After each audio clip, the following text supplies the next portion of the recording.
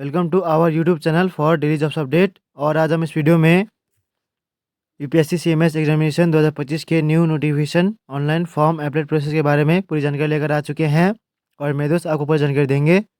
जी हाँ दोस्तों, union public service commission UPSC ने कंबाइंड मेडिकल सर्विस एग्जामिनेशन 2025 यानी कि सीएमएस 2025 का नोटिफिकेशन रिलीज कर दिया है। 705 खाली पदों को यहां पर इस नोटिफिकेशन के तहत भरा जाएगा। कैसे आप इस भर्ती एग्जाम में पार्टिसिपेट करने के लिए अप्लाई कर सकते हो, इसकी पूरी जानकारी हम आपको स्टेप बाय स्टेप रजिस्ट्रेशन से लेकर प्रिंट तक इस वीडियो में देंगे। बस आपको इस वीडियो को स्किप के बिना शुरू से लेकर एंड तक देखना है। उसके बाद वीडियो पसंद आए तो इसे लाइक और शेयर कर दें। चैनल पर नए हो तो इसे सब्सक्राइब कर लें। तो गाइस, बिना कोई वक्त गंवाए चलिए शुरू करते हैं। आपको इस वीडियो के डिस्क्रिप्शन बॉक्स में हमारी वेबसाइट का लिंक मिल जाएगा।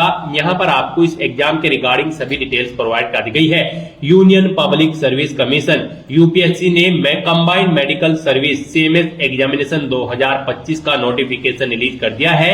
इसके तहत यहां पर medical officer, assistant division medical officer ADMO और general duty medical officer GDMO के 705 खाली पदों को भरा जाएगा। यहां पर आप 19 फरवरी 2025 से 11 मार्च 2025 तक अपने फॉर्म अप्लाई कर सकते हो। 20 जुलाई 2025 को आपका एग्जाम कंडक्ट होगा। एमबीबीएस डिग्री धारक कैंडिडेट या फिर एपीएड कैंडिडेट अप्लाई कर सकते हैं। यहां पर आप ऑल इंडिया से ऑनलाइन अप्लाई कर सकते हो। अप्लाई करने के लिए आपको इस पेज को नीचे स्क्रॉल डाउन करना है, इंपोर्टेंट लिंक सेक्शन में आना है, ऑफिशियल नोटिफिकेशन पीडीएफ लिंक पर क्लिक करके इस भर्ती एग्जाम के नोटिफिकेशन को ओपन कर लेना है और इसमें से आपको पूरी डिटेल रीड कर लेनी है, जैसे कि क्या पोस्ट का नाम है, कितनी उनके लिए नंबर ऑफ वैकेंसीज है, क्या आपका एलिजिबिलिटी क्राइटेरिया होना चाहिए, कैसे आप अप्लाई कर सकते हो, कब से कब तक अप्लाई कर सकते हो। पूरी जानकारी आपको इस नोटिफिकेशन में प्रोवाइड करा दी गई है। आप इसे केयरफुली रीड करें, उसके बाद आप अपने फॉर्म अप्लाई कर ले। फॉर्म अप्लाई करने के लिए आपको हमारी वेबसाइट के इसी पेज पर ही अप्लाई ऑनलाइन का लिंक दिया गया है। जैसे ही आप इस लिंक पर क्लिक करेंगे तो आपके सामने यहाँ पर यूपीएससी का ये ऑफिशियल पोर्टल ओपन होगा। गाइस, यहाँ पर यूपीएससी के पोर्टल पर अगर आपने पहले से अपना वन टाइम रजिस्ट्रेशन कर रखा है तो आप ईमेल आईडी के थ्रू या फिर मोबाइल नंबर के थ्रू या फिर ओटीआर आईडी के थ्रू लॉगिन करके अपना फॉर्म अप्लाई कर सकते हो। यहाँ पर आप ऑप्शन सिलेक्ट करें, फिर अपनी ईमेल आईडी या फिर मोबाइल नंबर या फिर ओटीआर आईडी एंटर करें। उसके बाद अपना ओटीपी या पासवर्ड एंटर करें, ये वेरिफिकेशन कोड यहाँ पर एंटर करें और लॉगिन की टैब पर क्लिक करके अपने डैशबोर्ड में लॉगिन करके अपना फॉर्म अप्लाई कर ले। और अगर आप यहाँ पर यूपीएससी की किसी भी भर्ती के लिए फर्स्ट टाइम अप्लाई करने जा रहे हो तो सबसे पहले यहाँ पर आपको अपना वन टाइम रजिस्ट्रेशन करना होगा। उसके लिए आपको न्यू रजिस्ट्रेशन की टैब दी गई है, आप इस टैब पर क्लिक करें। आपके सामने यहाँ पर ओटीआर का पोर्टल ओपन हो जाएगा। यहाँ पर आकर आपको सबसे पहले अपना नाम एंटर करना है, अपनी 10th की मार्कशीट के अकॉर्डिंग उसे वेरीफाई कर लेना है एक बार फिर से एंटर करके। उसके बाद यहाँ पर आपसे पूछा गया है कि क्या आपने कभी अपना नाम चेंज किया है, अगर किया है तो यस करें और फिर अपना चेंज नेम यहाँ पर दें, और अगर नहीं किया है तो यहाँ पर आप नो ऑप्शन सिलेक्ट कर ले। उसके बाद आप यहाँ पर अपना जेंडर सिलेक्ट करें, उसे वेरीफाई करें, अपनी डेट ऑफ बर्थ यहाँ पर आप सिलेक्ट करें। उसके बाद वही डेट ऑफ बर्थ एक बार फिर से यहाँ पर सिलेक्ट करके उसे वेरीफाई कर ले। फिर यहाँ पर आप अपने फादर का नाम एंटर करें और उसके बाद यहाँ पर आपको अपने फादर का नाम भी वेरीफाई कर लेना है एक बार फिर से एंटर करके। उसके बाद यहाँ पर आपको अपनी मदर का नाम एंटर करना है, उसे भी वेरीफाई कर लेना है। फिर आपको यहाँ पर अपना माइनॉरिटी स्टेटस देना है, क्या आप माइनॉरिटी कम्युनिटी के अंतर्गत आते हैं, अगर आते हैं तो यस करें और फिर अपनी माइनॉरिटी ऑप्शन कैटेगरी सिलेक्ट करें, आप कौन सी कैटेगरी में आते हैं, और नहीं आते हैं तो यहाँ पर आपको नो ऑप्शन सिलेक्ट कर लेना है। उसके बाद यहाँ पर आपको अपना 10 डिजिट का मोबाइल नंबर एंटर करना है, अपनी ईमेल आईडी एंटर करनी है। कोई अल्टरनेट मोबाइल नंबर या ईमेल आईडी है तो उसे भी आप एंटर कर सकते हो, नहीं तो इन कॉलम्स को आप खाली छोड़ दें। उसके बाद यहाँ पर आपको अपनी 10वीं क्लास का रोल नंबर एंटर कर देना है। फिर आपसे यहाँ पर एक सिक्योरिटी क्वेश्चन आपको सिलेक्ट कर लेना है, अपनी चॉइस के अकॉर्डिंग कोई भी सिक्योरिटी क्वेश्चन सिलेक्ट करें, उसका आंसर दे। एक और क्वेश्चन आप सिलेक्ट करें यहाँ पर सिक्योरिटी क्वेश्चन 2 सेक्शन में और उसका भी आंसर आप प्रोवाइड करा दें। उसके बाद यहाँ पर आप ये कैप्चा कोड एंटर करें और फिर सबमिट बटन पर क्लिक कर दें। नेक्स्ट आपको आपने पीछे रजिस्ट्रेशन में जो डिटेल्स प्रोवाइड कराई है उनका पूरा प्रीव्यू शो कर दिया गया है। आपको सभी डिटेल्स चेकआउट करनी है। कहीं पर कोई मिस्टेक है तो आप अपडेट/चेंज हियर ऑप्शन पर क्लिक करके चेंज कर ले, नहीं है तो आप आई एग्री इस बटन पर क्लिक कर दें। उसके बाद आपके सामने कुछ इस तरह से इंटरफेस ओपन होगा। यहां पर आपके रजिस्टर्ड मोबाइल नंबर और ईमेल आईडी पर ओटीपी सबमिट किए गए हैं, वो ओटीपी यहां पर आपको एंटर करने हैं और वेरीफाई ओटीपी ऑप्शन पर क्लिक करके अपना मोबाइल नंबर और ईमेल आईडी को वेरीफाई कर लेना है। ओटीपी वेरीफाई करने के बाद आपके रजिस्ट्रेशन का फर्स्ट स्टेप यहां पर कंप्लीट हो चुका है। आपको सभी डिटेल्स प्रोवाइड करा दी गई है। आपको इसका एक प्रिंट आउट ले लेना है फ्यूचर यूज के लिए या फिर इसे नोट डाउन करके रख लेना है।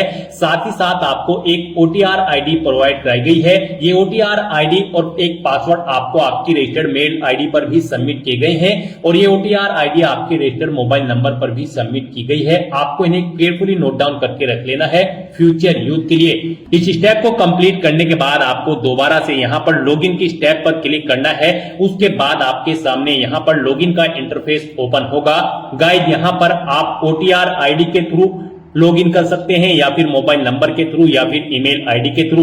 ईमेल आईडी के थ्रू अगर आप लॉगिन करना चाहते हैं तो यहां पर आप अपनी ईमेल आईडी एंटर करें। उसके बाद गेट ओटीपी ऑप्शन पर क्लिक करें। आपकी ईमेल आईडी पर एक ओटीपी आएगा, वो ओटीपी आप यहां पर एंटर करें या फिर आप अपना पासवर्ड एंटर करें।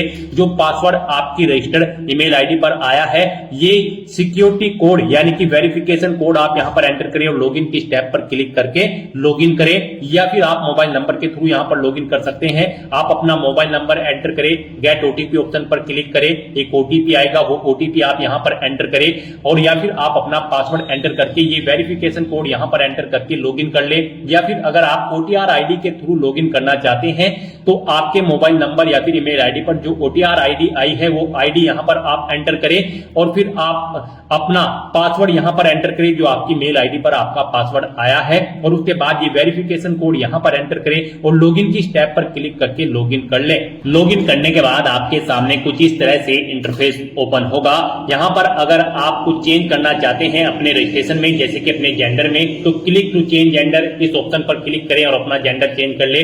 और अगर आप अपने माइनॉरिटी स्टेटस में चेंज आउट करना चाहते हैं तो क्लिक टू चेंज ऑप्शन पर क्लिक करके इसमें भी आप चेंज कर सकते हैं। नहीं तो यहां पर अब आपको अपना नया पासवर्ड क्रिएट करना है। यहां पर गाइड अब आपको अपना नया पासवर्ड क्रिएट करना है। इसके लिए आपको गाइडलाइन दी गई है। आपका पासवर्ड कम से कम 8 कैरेक्टर का होना चाहिए और ये अल्फा न्यूमेरिक फॉर्मेट में होना चाहिए। मींस आपके पासवर्ड में कम से कम एक अपर केस कैरेक्टर, एक लोअर केस कैरेक्टर, एक इंटीजर नंबर और एक स्पेशल कैरेक्टर जैसे कि @ या फिर डॉलर होना चाहिए। वही पासवर्ड आपको यहां पर एक बार फिर से एंटर करके कंफर्म कर लेना है। हम आपको पासवर्ड का सैंपल दिखा रहे हैं, इसके अकॉर्डिंग आपको अपना पासवर्ड क्रिएट करना है। तो आपका अपना पासवर्ड कुछ इस फॉर्मेट में रेडी करना है। इसमें आपका एक अपर केस कैरेक्टर, एक लोअर केस कैरेक्टर, एक इंटीजर नंबर और एक स्पेशल कैरेक्टर होना चाहिए और इसकी लेंथ कम से कम 8 कैरेक्टर की होनी चाहिए। तो इस फॉर्मेट में आपको अपना पासवर्ड यहां पर क्रिएट करना है। उसके बाद आपको सबमिट बटन पर क्लिक कर देना है। सबमिट बटन पर क्लिक करने के बाद आप अपने डैशबोर्ड से लॉग आउट करें और फिर अब यहां पर आप इनमें से ईमेल आईडी, मोबाइल नंबर या फिर ओटीआर आईडी के थ्रू अपने डैशबोर्ड में दोबारा से लॉगिन करें। अपने नए पासवर्ड को एंटर करने के बाद यहां पर आप अपनी ओटीआर आईडी एंटर करें, अपना नया पासवर्ड एंटर करें जो आपने चेंज किया है, ये वेरिफिकेशन कोड यहां पर एंटर करें और लॉगिन बटन पर क्लिक करके लॉगिन कर लें। नेक्स्ट आपके सामने कुछ इस तरह से इंटरफेस ओपन होगा। गाइस यहां पर हम आपको यूपीएससी का ओटीआर वन टाइम रजिस्ट्रेशन करके दिखा रहे हैं। इसे कंप्लीट करने के बाद आप यूपीएससी में निकलने वाली सभी भर्तियों पर अप्लाई करने के लिए एलिजिबल हो जाएंगे। सभी भर्तियों पर अप्लाई करने से पहले आपको ऐसे ही ओटीआर करना पड़ता है, बिना इसके आप यूपीएससी की किसी भी भर्ती के लिए अप्लाई नहीं कर पाओगे। तो यहां पर आने के बाद आपको अपने डैशबोर्ड में अपनी ओटीआर की प्रोफाइल को कंप्लीट करना है। सबसे पहले यहां पर आपको अपनी पर्सनल इंफॉर्मेशन प्रोवाइड करानी है, तो आप यहां पर पर्सनल इंफॉर्मेशन के इस लिंक पर क्लिक करें। उसके बाद आपके सामने कुछ इस तरह से इंटरफेस ओपन होगा। यहां पर आपको आपकी कुछ चीजें ऑटोमेटिकली फिल मिल गई है जो आपने रजिस्ट्रेशन के फर्स्ट स्टेप में प्रोवाइड कराई थी। आपको इस पेज को नीचे स्क्रॉल डाउन करना है और यहां पर सबसे पहले अब आपको अपनी सिटीजनशिप सिलेक्ट कर लेनी है, फिर आपको अपनी मातृभाषा यहां पर सिलेक्ट कर लेनी है। उसके बाद यहां पर आपको अपना मैरिटल स्टेटस सिलेक्ट कर लेना है, आप मैरिड हो या फिर अनमैरिड। प्लेस ऑफ बर्थ आप यहां पर एंटर सिलेक्ट करें, आप इंडिया से है या फिर आउटसाइड ऑफ इंडिया से। उसके बाद यहां पर आप अपना पोस्ट ऑफिस का नाम एंटर करें, सिटी या टाउन या फिर विलेज का नाम एंटर करें, अपना स्टेट यहाँ पर आप सिलेक्ट करें, उसके बाद आप अपना डिस्ट्रिक्ट यहाँ पर सिलेक्ट करें, फिर आप अपना पिन कोड यहाँ पर एंटर कर दें। उसके बाद यहाँ पर आपको अपनी कम्युनिटी सिलेक्ट कर लेनी है, आप जिस भी कम्युनिटी से बिलोंग करते हैं। फिर अगर आप रिजर्व कैटेगरी से बिलोंग करते हो तो आप अपना कास्ट का सर्टिफिकेट नंबर यहाँ पर एंटर करें और फिर डेजिग्नेशन सिलेक्ट करें, किसने आपको आपका कास्ट सर्टिफिकेट प्रोवाइड कराया है, जैसे कि तहसीलदार या फिर मैजिस्ट्रेट या फिर पटवारी या फिर कलेक्टर। आप ऑप्शन सिलेक्ट करें, फिर आप स्टेट सिलेक्ट करें, किस स्टेट का आपके पास यहाँ पर ये कास्ट सर्टिफिकेट है वो यहाँ पर आप सिलेक्ट कर लें। उसके बाद यहाँ पर कब आपको वो इशू हुआ है वो डेट आप सिलेक्ट करें और फिर जिस ऑफिस से आपको ये आपका कास्ट सर्टिफिकेट इशू हुआ है उसका पूरा एड्रेस आपको यहाँ पर एंटर कर देना है। ये सभी डिटेल्स आपको आपके सर्टिफिकेट में मिल जाएगी, वहां से आपको इन्हें देखकर यहाँ पर फिलअप कर देना है। फिर यहाँ पर आपको अपना रिलीजन सिलेक्ट कर लेना है, उसके बाद यहाँ पर आपको अपनी कास्ट का नाम दे देना है, फिर आपको अपने कास्ट सर्टिफिकेट का सीरियल नंबर यहाँ पर एंटर कर देना है। फिर यहाँ पर आपको अपने कास्ट सर्टिफिकेट का सीरियल नंबर एंटर कर देना है। उसके बाद यहाँ पर आपसे पूछा गया है कि क्या आप पीडब्ल्यूबीडी या फिर पीडब्ल्यूडी कैंडिडेट हैं, अगर है तो यस ऑप्शन सिलेक्ट करें और फिर बताएं आपकी परसेंटेज क्या यहाँ पर 40% से अबव है, अगर है तो यस करें, नहीं है तो नो ऑप्शन सिलेक्ट करें। और अगर आप यहाँ पर पीडब्ल्यूबीडी या फिर पीडब्ल्यूडी कैंडिडेट नहीं है तो आपको नो ऑप्शन सिलेक्ट करना है। उसके बाद यहाँ पर आपको अपना फोटो आइडेंटिटी कार्ड यहाँ पर सिलेक्ट कर लेना है, कोई भी एक फोटो आइडेंटिटी कार्ड यहाँ पर आपको प्रोवाइड कराना है। आप ऑप्शन सिलेक्ट करें, driving licence, PAN card, passport या फिर वोटर आईडी। उसके बाद उसका नंबर आप यहाँ पर एंटर कर दें। फिर यहाँ पर आपसे पूछा गया कि क्या आप पीएच या फिर पीडब्ल्यूबीडी कैंडिडेट हैं और यहाँ पर आप यूपीएससी के पहले के किसी एग्जाम में पार्टिसिपेट कर चुके हैं, अगर कर चुके हैं तो यस करें और फिर उसकी डिटेल दें, जैसे कि एग्जाम का नेम, उसका ईयर और अपना रोल नंबर आप यहाँ पर प्रोवाइड कराएं। और अगर आपने यूपीएससी के किसी भी एग्जाम में अब से पहले पार्टिसिपेट नहीं किया है तो यहाँ पर आपको नो ऑप्शन सिलेक्ट करना है। उसके बाद यहाँ पर आपसे पूछा गया है कि क्या आप अपनी पर्सनल इंफॉर्मेशन को यहाँ पर अवेलेबल कराना चाहते हैं, तो यहाँ पर आपको यस ऑप्शन सिलेक्ट कर लेना है। उसके बाद यहाँ पर आपको चेकबॉक्स को ओके करना है और सेव के इस बटन पर क्लिक करके अपनी पर्सनल इंफॉर्मेशन को सेव कर देना है। इस तरह से आपकी पर्सनल इंफॉर्मेशन यहाँ पर सेव हो जाएगी। इसके सामने आपको ओके का ग्रीन कलर का टिक मिल जाएगा। अब यहाँ पर आपको अपना एड्रेस इंफॉर्मेशन प्रोवाइड करानी है। एड्रेस इंफॉर्मेशन के इस लिंक पर क्लिक करें, उसके बाद आपके सामने कुछ इस तरह से इंटरफेस ओपन होगा। अब यहाँ पर आप अपना कोरोस्पोंडेंस एड्रेस एंटर करें, उसके बाद आप अपना परमानेंट एड्रेस यहाँ पर एंटर कर दें। और अगर आपका परमानेंट एड्रेस आपके कोरोस्पोंडेंस एड्रेस के अकॉर्डिंग सेम है तो यहाँ पर click here if your permanent postal address is same as correspondence address. आप इस चेकबॉक्स पर ओके कर दें, ऑटोमेटिकली आपका परमानेंट एड्रेस आपके कोरोस्पोंडेंस एड्रेस के अकॉर्डिंग फिल हो जाएगा। उसके बाद आप सेव के इस बटन पर क्लिक करके अपनी एड्रेस की इंफॉर्मेशन को आप सेव कर दें। एड्रेस की इंफॉर्मेशन प्रोवाइड कराने के बाद आपको अपना फोटो और सिग्नेचर अपलोड करने हैं, तो आप फोटो एंड साइन अपलोड इस लिंक पर क्लिक करें। आपके सामने कुछ इस तरह से इंटरफेस शो होगा। यहाँ पर आपको दी गई गाइडलाइंस के अकॉर्डिंग अपना फोटो और सिग्नेचर अपलोड करने हैं। गाइस, यहाँ पर आपका फोटोग्राफ जेपीजी फॉर्मेट में होना चाहिए और आपका फोटो का डायमेंशन 550 पिक्सल से 1000 पिक्सल के बीच में होना चाहिए और आपका फोटो यहाँ पर कुछ इस तरह से होना चाहिए। उसके नीचे यहाँ पर आपको अपना नाम एंटर करना है और फिर किस डेट को यहाँ पर क्रिएट हुआ है वो डेट आपको यहाँ पर एंटर कर देनी है। यहाँ पर आपके फोटो का बैकग्राउंड व्हाइट कलर में होना चाहिए और ये 10 दिन से ओल्ड नहीं होना चाहिए। मीन जिस दिन आप फॉर्म भर रहे हैं उससे 10 दिन से ज्यादा पुराना फोटो आपका नहीं होना चाहिए। तो यहाँ पर आपको चूज फाइल बटन पर क्लिक करना है, फाइल को सिलेक्ट कर लेना है और अपना फोटो यहाँ पर आपको अपलोड कर देना है। अपना फोटो सिलेक्ट करने के बाद आपको चेकबॉक्स को ओके करना है और फिर आपको सेव बटन पर क्लिक कर देना है। और अगर आपका फोटो यहाँ पर बड़ा या छोटा है, आप उसे रिसाइज करना चाहते हैं, तो यहाँ पर आप क्लिक हियर के इस लिंक पर क्लिक करें। यहाँ पर आपको पूरी गाइडलाइन दी गई है कैसे आप अपना फोटो यहाँ पर रिसाइज कर सकते हैं। यहाँ पर आपको अपने कंप्यूटर में MS पेंट ओपन कर लेना है, उसमें अपना फोटो इंपोर्ट कर लेना है और इन इंस्ट्रक्शंस को फॉलो करते हुए आपको अपना फोटो यहाँ पर रिसाइज कर लेना है। आप अपना फोटो इन इंस्ट्रक्शंस को फॉलो करते हुए रिसाइज कर सकते हैं, उसे बड़ा या छोटा आप कर सकते हैं। अपना फोटो इस तरह से अपलोड करने के बाद अब आपको सिग्नेचर की स्टेप पर क्लिक करना है और अपने सिग्नेचर भी आपको यहाँ पर गाइडलाइन के अकॉर्डिंग ही अपलोड करने हैं। आपके सिग्नेचर भी जेपीजी फॉर्मेट में होने चाहिए। डायमेंशन इनकी 350 पिक्सल से 550 पिक्सल के बीच में होनी चाहिए और इनका साइज 20 से 300 केबी के बीच में होना चाहिए। तो यहाँ पर अब आपको अपने सिग्नेचर अपलोड करने हैं। इसके लिए भी आपको चूज फाइल बटन पर क्लिक करना है, फाइल को सिलेक्ट कर लेना है और अपने सिग्नेचर्स को यहाँ पर आपको अपलोड कर देना है। सिग्नेचर की फाइल सिलेक्ट करने के बाद आपको इस चेकबॉक्स को ओके करना है और सेव के इस बटन पर क्लिक करके अपने सिग्नेचर को भी अपलोड कर देना है। अपने फोटो और सिग्नेचर अपलोड करने के बाद अब आपको एजुकेशनल इंफॉर्मेशन इस लिंक पर क्लिक करना है और यहाँ पर अपनी एजुकेशनल क्वालिफिकेशन की डिटेल प्रोवाइड करानी है। यहाँ पर सबसे पहले आपको अपनी 10वीं क्लास की डिटेल प्रोवाइड करानी है।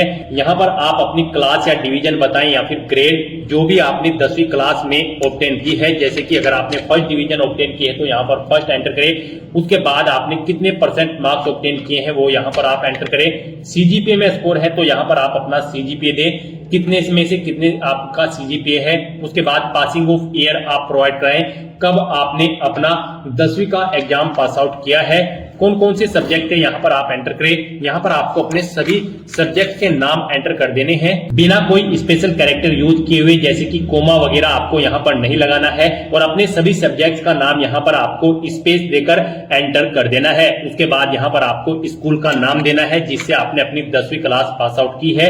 फिर बोर्ड या यूनिवर्सिटी का नाम देना है जिससे आपने अपनी 10वीं क्लास पास आउट की है। उसके बाद आपको सेव के इस बटन पर क्लिक करके अपनी ये सभी डिटेल सेव कर देनी है। 10th क्लास की डिटेल प्रोवाइड कराने के बाद आपको अपनी 12th क्लास की डिटेल यहाँ पर प्रोवाइड करानी है। तो यहाँ पर आप अपनी 12th आपने अगर कंप्लीट कर ली है तो कंप्लीटेड ऑप्शन सिलेक्ट करें और फिर उसकी डिटेल दें। और अगर आप यहाँ पर अपीयर है तो यहाँ पर आप अपीयरिंग ऑप्शन सिलेक्ट करें। उसके बाद यहाँ पर कोई डिटेल आपको प्रोवाइड नहीं करानी है। तो यहाँ पर अगर आप अपनी 12th कंप्लीट कर चुके हैं तो आपको कंप्लीटेड ऑप्शन सिलेक्ट करना है और अपनी 12th की डिटेल को यहाँ पर प्रोवाइड कराना है। यहाँ पर भी आपको सबसे पहले क्लास या डिवीजन बतानी है जो आपने 12th क्लास में ऑब्टेन की है, कितने % मार्क्स आपने ऑब्टेन किए हैं वो भी आपको एंटर करना है। सीजीपीए में अगर स्कोर है तो कितने में से कितने सीजीपीए आपने ऑब्टेन किया है वो यहाँ पर आप एंटर कर दें। ईयर ऑफ पासिंग यहाँ पर आप देख कब आपने पास आउट की है अपनी 12वीं क्लास। फिर यहाँ पर आपको अपने सब्जेक्ट के नेम एंटर करने हैं बिना कोई स्पेशल कैरेक्टर यूज किए हुए, यानी कि कोमा वगैरह आपको यहाँ पर नहीं यूज करना है। बस आपको अपने सभी सब्जेक्ट के नाम यहाँ पर एंटर कर देने हैं। उसके बाद यहाँ पर आपको अपने स्कूल या कॉलेज का नाम देना है जिससे आपने अपनी 12वीं क्लास पास आउट की है, बोर्ड का नाम देना है जिससे आपने अपनी 12वीं क्लास पास आउट की है और सेव के इस बटन पर क्लिक करके आपको अपनी डिटेल सेव कर देनी है। अपनी 12th क्लास की डिटेल सेव करने के बाद अगर आपने ग्रेजुएशन या फिर पोस्ट ग्रेजुएशन कर रखी है तो आप उसकी डिटेल भी प्रोवाइड करा सकते हैं। यहाँ पर ये यूपीएससी का ओटीआर है, वन टाइम रजिस्ट्रेशन। तो यहाँ पर आपकी जितनी भी मैक्सिमम क्वालिफिकेशन है वो यहाँ पर आप एंटर कर दें, क्योंकि इस भर्ती के बाद आगे भी अगर यूपीएससी की कोई भर्ती निकलती है और उसमें कोई और क्वालिफिकेशन रिक्वायर्ड है तो फिर आपको उसकी जरूरत नहीं पड़ेगी एंटर करने की। तो यहाँ पर आपकी जो भी मैक्सिमम क्वालिफिकेशन है आप उसकी डिटेल प्रोवाइड कराएं, क्योंकि यहाँ पर ओटीआर आपका एक बार होता है यूपीएससी का। तो आपको यहाँ पर अपनी सभी क्वालिफिकेशन की डिटेल प्रोवाइड करा देनी है। जैसे कि अगर आपने ग्रेजुएशन कंप्लीट कर ली है तो आप कंप्लीटेड ऑप्शन सिलेक्ट करें, या फिर अपीयर हो तो अपीयर ऑप्शन सिलेक्ट करें। अगर आपने यहाँ पर अपनी ग्रेजुएशन कंप्लीट कर ली है तो उसकी डिटेल भी आपको सेम ऐसे ही प्रोवाइड करानी है। यहाँ पर आपको सबसे पहले बताना है आपने अपनी ग्रेजुएशन किस फील्ड में की है, यानी कि स्ट्रीम में की है, मेडिकल, इंजीनियरिंग या फिर साइंस में। आप ऑप्शन सिलेक्ट करें। अपनी ग्रेजुएशन की स्ट्रीम सिलेक्ट करने के बाद यहाँ पर आपको अपनी डिग्री सिलेक्ट करनी है, आपने किस में अपनी डिग्री यहाँ पर कंप्लीट की है। उसके बाद यहाँ पर आपको अपनी डिग्री की डिवीजन बतानी है या फिर क्लास बतानी है। आपने फर्स्ट क्लास में ऑब्टेन की है या फिर सेकंड में या फिर थर्ड में, कितने % मार्क्स आपने ऑब्टेन किए हैं वो एंटर करें। सीजीपीए में अगर स्कोर है तो वो आप एंटर कर दें। कब आपने पास आउट की है वो यहाँ पर आप एंटर करें। फिर सब्जेक्ट कौन कौन से थे वो यहाँ पर आप एंटर कर दें बिना कोई स्पेशल कैरेक्टर यूज किए हुए। उसके बाद यहाँ पर आपसे पूछा गया है आपके स्कूल का नाम, किससे आपने अपनी डिग्री कंप्लीट की है। फिर बोर्ड या यूनिवर्सिटी का नाम यहाँ पर आप सिलेक्ट करें। उसके बाद यहाँ पर आपको अपने ग्रेजुएशन सर्टिफिकेट का नंबर एंटर कर देना है। उसके बाद कब आपको वो इशू हुआ है आपका सर्टिफिकेट, वो डेट आपको सिलेक्ट कर लेनी है। आपको डेजिग्नेशन बतानी है इशूइंग अथॉरिटी की जिसने आपको ये सर्टिफिकेट इशू किया है। उसके बाद आपको फुल एड्रेस यहाँ पर उस अथॉरिटी का एंटर कर देना है। फिर यहाँ पर आपको पूछा गया है कि क्या आपने बेसिक एजुकेशनल क्वालिफिकेशन या फिर हायर क्वालिफिकेशन ऑब्टेन की है फॉरेन इंस्टीट्यूट से। अगर की है तो यस करें और फिर उसकी डिटेल दे, नहीं की है तो आप नो ऑप्शन सिलेक्ट कर लें। उसके बाद यहाँ पर आपको सेव के इस बटन पर क्लिक करके अपनी डिटेल्स को सेव कर देना है। इस तरह से अपनी ग्रेजुएशन की डिटेल सेव करने के बाद अगर आपने पोस्ट ग्रेजुएशन कर रखी है तो आप पोस्ट ग्रेजुएशन की टैब पर क्लिक करें और सेम ऐसे ही अपनी पोस्ट ग्रेजुएशन की डिटेल प्रोवाइड करा दें। तो यहाँ पर आपने जो भी मैक्सिमम क्वालिफिकेशन कर रखी है तो उसकी डिटेल आप प्रोवाइड करा दें और उन्हें सेव करने के बाद आपको फिर डॉक्यूमेंट्स अपलोड इस लिंक पर क्लिक करना है। नेक्स्ट यहाँ पर आपको अपने कुछ डॉक्यूमेंट्स अपलोड करने हैं। यहाँ पर आपको अपनी 10वीं की मार्कशीट और यहाँ पर 12वीं की मार्कशीट और फोटो आईडी प्रूफ आपको अपलोड करना है। और अगर आप यहाँ पर SC ST OBC कैंडिडेट हैं तो यहाँ पर आपको अपना कास्ट सर्टिफिकेट भी अपलोड करना है। फिर यहाँ पर अगर आप एज में रिलेक्शन चाहते हैं तो अपने एज रिलेक्शन का क्लेम सर्टिफिकेट अपलोड कर दें। हिल एरिया से अगर आप बिलोंग करते हो तो हिलिंग सर्टिफिकेट आपको अपलोड करना होगा। अगर आप अरुणाचल प्रदेश, मणिपुर, मेघालय, मिजोरम या फिर नागालैंड या फिर सिक्किम से हैं, अगर आपने पोस्ट ग्रेजुएशन से ऊपर भी यहाँ पर कोई हायर क्वालिफिकेशन कर रखी है तो उसके डॉक्यूमेंट सर्टिफिकेट आपको अपलोड करने हैं। अचीवमेंट अगर आपके पास है किसी फील्ड में या फिर अवार्ड आपने जीता है तो उसके डॉक्यूमेंट भी आप अपलोड कर सकते हैं। यहाँ पर जिनके ऊपर रेड कलर का स्टार बना हुआ है वो डॉक्यूमेंट आपको यहाँ पर जरूर अपलोड करने हैं। आपका डॉक्यूमेंट्स यहाँ पर PDF फॉर्मेट में होने चाहिए और उनका मैक्सिमम साइज 1 MB रखा गया है। आपको चूज फाइल बटन पर क्लिक करना है, फाइल को सिलेक्ट कर लेना है और 1 बाय 1 करके अपने इन सभी डॉक्यूमेंट्स को आपको अपलोड कर देना है। अपने इन सभी डॉक्यूमेंट्स को सक्सेसफुली अपलोड करने के बाद आपको पेरेंटल इंफॉर्मेशन इस लिंक पर क्लिक कर देना है। उसके बाद आपके सामने कुछ इस तरह से इंटरफेस ओपन होगा। अब यहाँ पर आपको अपने गार्जियंस, अपने फादर और मदर की इंफॉर्मेशन प्रोवाइड करनी है। सबसे पहले आपको अपनी फादर की इंफॉर्मेशन प्रोवाइड करनी है। उनकी नेशनलिटी आप सिलेक्ट करें, फिर उनका प्रोफेशन आप यहाँ पर सिलेक्ट कर लें। उसके बाद यहाँ पर आपको उनका एड्रेस एंटर करना है। आप उनका एड्रेस एंटर कर दें या फिर अगर उनका एड्रेस आपके एड्रेस के अकॉर्डिंग सेम है तो यहाँ पर आप कोरोस्पोंडेंस एड्रेस या फिर परमानेंट एड्रेस आपके जिस भी एड्रेस से सेम है यहाँ पर आप उस लिंक पर क्लिक कर दें। ऑटोमेटिकली उनका एड्रेस भी आपके एड्रेस के अकॉर्डिंग फिल हो जाएगा। और अगर आपके फादर यहाँ पर सर्विस में हैं या फिर रिटायर्ड हो चुके हैं तो उनकी पोस्ट का नाम यहाँ पर आपको एंटर करना है। उनकी एनुअल इनकम यहाँ पर आपको एंटर करनी है। फिर यहाँ पर वो कौन से स्टेट से बिलोंग करते हैं वो स्टेट आपको सिलेक्ट कर लेना है, डिस्ट्रिक्ट सेलेक्ट कर लेना है उनका। और इस तरह से अपनी डिटेल्स फिल करने के बाद आपको सेव बटन पर क्लिक करके अपने फादर की डिटेल को सेव कर देना है। और उसके बाद आपको मदर इंफॉर्मेशन इस टैब पर क्लिक करके अपनी मदर की इंफॉर्मेशन भी सेम ऐसे ही यहाँ पर आपको प्रोवाइड करानी है। मदर की इंफॉर्मेशन में भी आपको सबसे पहले अपनी मदर की नेशनलिटी सिलेक्ट कर लेनी है, उनका प्रोफेशन आपको सिलेक्ट कर लेना है और उनका एड्रेस भी आप यहाँ पर एंटर कर सकते हो। नहीं तो यहाँ पर आप कोरोस्पोंडेंस या फिर परमानेंट एड्रेस या फिर फादर एड्रेस ऑप्शन सिलेक्ट करके इन्हीं का एड्रेस यहाँ पर फिल हो जाएगा। जिस भी लिंक पर आप क्लिक करेंगे उसके बाद अगर वो यहाँ पर कार्यरत है यानी कि सर्विस करती हैं या फिर रिटायर्ड हो चुकी है तो उनकी पोस्ट का नाम यहाँ पर आप एंटर कर दें। उनकी एनुअल इनकम कितनी है वो यहाँ पर आप एंटर कर दें। नहीं है तो आप नोट एप्लीकेबल यहाँ पर एंटर कर सकते हैं। और अगर एनुअल इनकम नहीं है तो यहाँ पर आप 0 एंटर कर सकते हैं। उसके बाद आपकी माता किस स्टेट से बिलोंग करती है यहाँ पर आप उस स्टेट का नाम सिलेक्ट करें। उसके बाद डिस्ट्रिक्ट सिलेक्ट करें और फिर उनकी ये डिटेल सेव के इस बटन पर क्लिक करके सेव कर दें। नेक्स्ट यहाँ पर आपको अपनी एम्प्लॉयमेंट इंफॉर्मेशन प्रोवाइड करानी है। आपको एम्प्लॉयमेंट इंफॉर्मेशन के इस लिंक पर क्लिक करना है। उसके बाद आपके सामने कुछ इस तरह से इंटरफेस ओपन होगा। यहाँ पर आपसे पूछा गया है आप सेंट्रल गवर्नमेंट के एम्प्लॉय हैं या फिर स्टेट गवर्नमेंट में आपने सर्विस की है या फिर PSU में या फिर किसी प्राइवेट सेक्टर में या फिर किसी अदर में। आप ऑप्शन सिलेक्ट करें और फिर उसकी डिटेल दें। और अगर आप एम्प्लॉय नहीं है आपको यहाँ पर नॉट एम्प्लॉयड ऑप्शन सिलेक्ट करना है और फिर आपको यहाँ पर नो ऑप्शन सिलेक्ट करने हैं और सेव बटन पर क्लिक कर देना है। इस तरह से आपकी एम्प्लॉयमेंट इंफॉर्मेशन यहाँ पर सेव हो जाएगी। उसके बाद आपको UPSC एग्जामिनेशन इंफॉर्मेशन इस लिंक पर क्लिक करना है। उसके बाद आपके सामने कुछ इस तरह से इंटरफेस ओपन होगा। यहाँ पर आपसे पूछा गया है कि क्या आपको UPSC ने कभी एग्जाम में बैठने से रोका है। अगर रोका है तो यस करें और फिर उसकी डिटेल दे। नहीं रोका है तो यहाँ पर आप नो ऑप्शन सिलेक्ट कर ले। फिर आपसे पूछा गया है कि क्या आप UPSC के प्रीवियस ईयर के एग्जामिनेशन में भी पार्टिसिपेट किए हैं। अगर किए हैं तो यस करें और फिर उसकी डिटेल दे। नहीं किए हैं तो आप नो ऑप्शन सिलेक्ट कर लें। और फिर आपसे पूछा गया कि लास्ट के कुछ ईयर में आपने सिविल सर्विस एग्जामिनेशन में पार्टिसिपेट किया है और आपको सर्विस या फिर पोस्ट ऑफर्ड हुई है। अगर हुई है तो यस करें और उसकी डिटेल दे। नहीं हुई है तो आपको नो ऑप्शन सिलेक्ट कर लेना है। इस तरह से अपनी डिटेल्स फिल करने के बाद अब आपको सेव के इस बटन पर क्लिक करना है, अपनी इस डिटेल को सेव कर देना है और फिर आपको achievement, prizes, medals and other इस लिंक पर क्लिक कर देना है और यहाँ पर अपनी अचीवमेंट्स की डिटेल आपको प्रोवाइड करानी है। यहाँ पर अगर आपने यूनिवर्सिटी या फिर स्टेट या फिर नेशनल लेवल पर किसी गेम में पार्टिसिपेट किया है और आपको कोई प्राइज या फिर मेडल या फिर स्कॉलरशिप मिली है तो यहाँ पर आप उसकी डिटेल दे सकते हैं।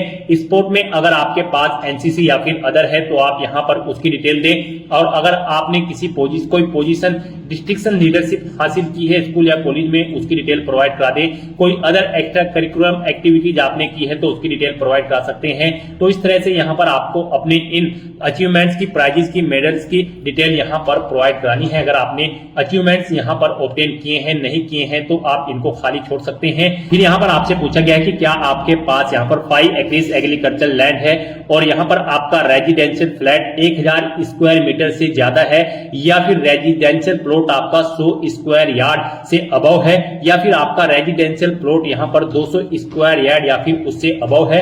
अगर इनमें से कोई भी ऑप्शन है तो आप यस ऑप्शन सेलेक्ट करें, नहीं तो नो ऑप्शन सेलेक्ट करें। फिर यहाँ पर आपको अपनी लैंग्वेज की डिटेल प्रोवाइड करानी है। कौन कौन सी लैंग्वेज आप जानते हैं, जैसे कि हिंदी, और उसे आप रीड, राइट, स्पीक और जो भी जानते हैं यहाँ पर आप ऑप्शन सेलेक्ट करें। और फिर एग्जामिनेशन आपने कौन सा पास आउट किया है वो एग्जामिनेशन आप यहाँ पर एंटर कर दें। इस तरह से यहाँ पर आपको अपनी लैंग्वेज की डिटेल प्रोवाइड करनी है। अगर आप एक से ज्यादा लैंग्वेज जानते हैं तो यहाँ पर ऐड के इस बटन पर क्लिक करें। फिर यहाँ पर आप अपनी दूसरी लैंग्वेज सेलेक्ट करें और उसकी डिटेल दें। इस तरह से अपनी लैंग्वेज की डिटेल आपको यहाँ पर प्रोवाइड करनी है और फिर आपको सेव के इस बटन पर क्लिक करके अपनी डिटेल सेव कर देनी है। इस तरह से आपके वन टाइम रजिस्ट्रेशन की प्रोफाइल आपकी कंप्लीट हो जाएगी। यहाँ पर इन सभी ऑप्शन के सामने आपको ग्रीन कलर का ओके का टिक मिल जाएगा।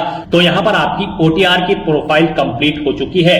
गाइस, यहाँ पर ओटीआर कंप्लीट करने के बाद आपको यूपीएससी की भर्तियों के लिए अप्लाई करना है। उसके लिए आपको लेटेस्ट नोटिफिकेशन की स्टेप पर क्लिक करना है। नेक्स्ट आपके सामने कुछ इस तरह से इंटरफेस ओपन होगा। यहाँ पर आपको यूपीएससी की जितनी भी भर्तियां चल रही हैं उनकी लिस्ट मिल जाएगी। आपको पेज को नीचे स्क्रॉल करना है और यहाँ पर आपको कंबाइंड मेडिकल सर्विस एग्जामिनेशन 2025 इसके सामने यहाँ पर आपको, अगर आप अपनी ओटीआर में अपडेट करना चाहते हैं वन टाइम रजिस्ट्रेशन में तो आप अपडेट या फिर एडिट कर सकते हैं। नहीं तो यहाँ पर आपको क्लिक हियर फॉर पार्ट 1 भाग 1 के लिए यहाँ क्लिक करें। आपको इस लिंक पर क्लिक कर देना है। उसके बाद आपके सामने यहाँ पर कुछ जनरल इंस्ट्रक्शंस ओपन होंगे, इन्हें आपको रीड करना है। पेज को नीचे स्क्रॉल करना है और फिर आपको यहाँ पर यस के इस ऑप्शन पर क्लिक कर देना है, ओके करना है। उसके बाद यहाँ पर आपको दिखा दिया गया है कि आपका जो ओटीआर है पार्ट 1 का रजिस्ट्रेशन उससे यहाँ पर ऑटोमेटिकली फैच कर लिया गया है। यहाँ पर आप इस चेकबॉक्स को ओके करें और फिर यहाँ पर आई एग्री इस ऑप्शन पर क्लिक करें। इस तरह से यहाँ पर आपका पार्ट 1 कंप्लीट हो चुका है। फिर यहाँ पर आपको कंबाइंड मेडिकल सर्विस एग्जामिनेशन 2025 के इसी सेक्शन में आकर भाग 2 के लिए यहाँ क्लिक करें। इस लिंक पर क्लिक कर देना है। उसके बाद आपके सामने कुछ इस तरह से इंटरफेस ओपन होगा। अब आप इस पेज को नीचे स्क्रॉल डाउन करें और फिर यहाँ पर आपको बस अपनी एजुकेशनल क्वालिफिकेशन सिलेक्ट करनी है। यहाँ पर यूपीएससी सीएमएस 2025 एग्जाम में पार्टिसिपेट करने के लिए आपके पास एमबीबीएस की डिग्री होनी चाहिए, या फिर आप अगर एमबीबीएस के कोर्स में फाइनल ईयर में अपीयर्ड हैं तो भी आप अप्लाई कर सकते हो। यहाँ पर आप ऑप्शन सिलेक्ट करें, आपने पास आउट कर चुकी है या फिर आप अपीयर्ड हो, ऑप्शन आप सिलेक्ट करें। उसके बाद यहाँ पर आप कंटिन्यू / आगे बढ़े इस ऑप्शन पर क्लिक कर दें। नेक्स्ट यहाँ पर आपसे पूछा गया है क्या आप एज में रिलैक्सेशन चाहते हैं, अगर चाहते हैं तो यस ऑप्शन सिलेक्ट करें और फिर यहाँ पर आप अपना श्रेणी कोड का चयन करें। आप क्लिक के इस बटन पर क्लिक करें और अपना श्रेणी कोड यहाँ पर आप सिलेक्ट कर लें। और अगर आप आयु में छूट नहीं चाहते हैं तो यहाँ पर आपको नो ऑप्शन सिलेक्ट करना है। आप अपने अपलोडेड डॉक्यूमेंट व्यू करना चाहते हैं तो व्यू डॉक्यूमेंट अपलोडेड इस लिंक पर क्लिक करके उन्हें व्यू कर सकते हो। नहीं तो यहाँ पर अब आपको कंटिन्यू / आगे बढ़े इस ऑप्शन पर क्लिक कर देना है। उसके बाद आपके सामने कुछ इस तरह से इंटरफेस ओपन होगा। फिर यहाँ पर आपका जो फोटो पहचान पत्र है वो यहाँ पर आपको ऑटोमेटिकली सिलेक्ट मिल जाएगा। ये आपकी ओटीआर से फैच कर लिए गए हैं। अब यहाँ पर बस आपको कंटिन्यू / आगे बढ़े इस ऑप्शन पर क्लिक करना है। उसके बाद यहाँ पर आपको आपके एप्लीकेशन फॉर्म का पूरा प्रीव्यू शो कर दिया गया है। आप इस पेज को नीचे स्क्रॉल डाउन करें। यहाँ पर अगर आप कोई एडिट करना चाहते हैं अपने एप्लीकेशन फॉर्म में तो आप अपडेट / सुधार इस ऑप्शन पर क्लिक करके एडिट कर ले। नहीं तो यहाँ पर अब आपको इस कैप्चा कोड को यहाँ पर एंटर करना है और फिर आपको आई एग्री मैं सहमत हूँ इस ऑप्शन पर क्लिक कर देना है। नेक्स्ट आपके सामने कुछ इस तरह से इंटरफेस ओपन होगा। यहाँ पर आपका भाग सेकंड भी कंप्लीट हो चुका है। आप प्रिंट स्लिप ऑप्शन पर क्लिक करके अपने फॉर्म का एक हार्ड कॉपी प्रिंट आउट ले लें और उसके बाद आप click here for DAF of CMS part 3 इस ऑप्शन पर क्लिक कर दें। नेक्स्ट आपके सामने कुछ इस तरह से इंटरफेस ओपन होगा। अब यहाँ पर आपसे पूछा गया है क्या आपके फादर की मृत्यु हो चुकी है या फिर वो जिंदा है। अगर जिंदा है तो आप अलाइव ऑप्शन सिलेक्ट करें, मृत्यु हो चुकी है तो आप डिसीज ऑप्शन सिलेक्ट कर लें। ऐसे ही आपको अपनी मदर की डिटेल देनी है। फिर यहाँ पर आप अगर PWBD या फिर PWD कैंडिडेट हैं तो आपको ऑप्शन ऑटोमेटिकली सिलेक्ट मिल जाएगा, यस या नो, जो आपने OTR में यहाँ पर फिल किया होगा। उसके बाद यहाँ पर आपसे पूछा गया है कि क्या आपकी क्वालिफिकेशन है, जो यहाँ पर रिक्वायर्ड क्वालिफिकेशन है वाइड रूल 6 के अकॉर्डिंग। अगर आप एग्री करते हैं तो यस ऑप्शन सिलेक्ट करें, नहीं तो नो ऑप्शन सिलेक्ट करें। फिर आपसे पूछा गया है कि क्या आपने MBBS परीक्षा का रिटन टेस्ट और प्रैक्टिकल यहाँ पर कंप्लीट कर लिया है। अगर आप फाइनल ईयर में अपियर्ड है, अगर कर लिया है तो आप यस ऑप्शन सिलेक्ट करें और फिर यहाँ पर प्रैक्टिकल और जो एग्जाम है वो आपने किस डेट को कंप्लीट किया है वो डेट, मंथ और ईयर सिलेक्ट करें। और अगर आपने पास आउट नहीं किया है तो यहाँ पर आपको नो ऑप्शन सिलेक्ट करना है। फिर यहाँ पर आपसे पूछा गया है कि क्या आपने अपनी इंटर्नशिप भी कंप्लीट कर ली है। अगर कर ली है तो यस ऑप्शन सिलेक्ट करें।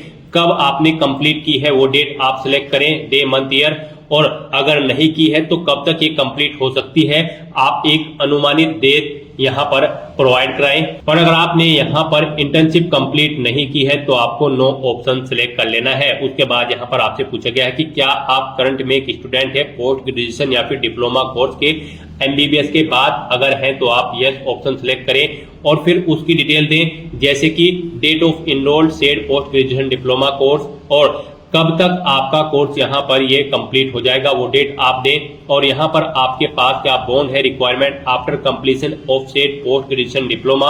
अगर है तो यस ऑप्शन सिलेक्ट करें और फिर पीरियड ऑफ बॉन्ड यहाँ पर दें, नहीं है तो नो ऑप्शन सिलेक्ट करें। और अगर आप कोई पोस्ट ग्रेजुएशन या फिर डिप्लोमा कोर्स नहीं कर रहे हैं MBBS के बाद तो यहाँ पर आपको नो ऑप्शन सिलेक्ट करना है और फिर आपको यहाँ पर सेव एंड कंटिन्यू ऑप्शन पर क्लिक कर देना है।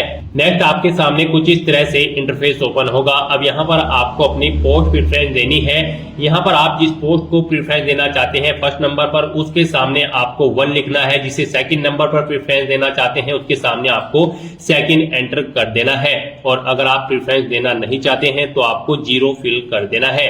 तो यहाँ पर अब आप फर्स्ट प्रेफरेंस में कैटेगरी फर्स्ट या फिर कैटेगरी सेकंड ऑप्शन अपने अकॉर्डिंग सिलेक्ट करें और फिर यहाँ पर आप जिस पोस्ट को फर्स्ट नंबर पर प्रेफरेंस देना चाहते हैं उसके सामने आप फर्स्ट एंटर करें। जिसे सेकंड देना चाहते हैं प्रेफरेंस तो उसके सामने आप यहाँ पर सेकंड पर एंटर कर दें। इस तरह से अपनी पोस्ट प्रेफरेंस यहाँ पर सेट करने के बाद अब आपको सेव एंड कंटिन्यू ऑप्शन पर क्लिक करना है।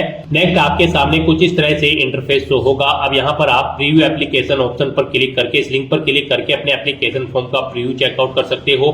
फिर यहाँ पर आपसे पूछा गया है क्या आपने अपनी एप्लीकेशन फॉर्म का प्रीव्यू चेकआउट कर लिया है, तो यहाँ पर आप यस ऑप्शन सिलेक्ट करें और फिर आप पार्ट 3 फाइनल सबमिट इस ऑप्शन पर क्लिक कर दें।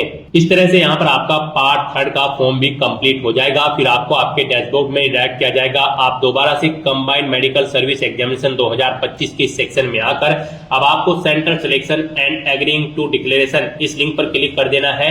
उसके बाद आपके सामने कुछ इस तरह से इंटरफेस ओपन होगा। अब यहाँ पर आप अपना एग्जामिनेशन सेंटर सेलेक्ट करें। उसके बाद यहाँ पर आप डिक्लेरेशन सेक्शन में इन इंस्ट्रक्शंस को रीड करें, पेज को नीचे स्क्रॉल करें और फिर I have read the declaration and agree इस ऑप्शन पर क्लिक कर दें। उसके बाद आपके सामने कुछ इस तरह से इंटरफेस ओपन होगा। यहाँ पर आपका एप्लीकेशन फॉर्म सक्सेसफुली कंप्लीट हो चुका है, सबमिट हो चुका है। यहाँ पर आप चेकआउट कर सकते हो, आपका एप्लीकेशन फॉर्म सक्सेसफुली सबमिट हो चुका है।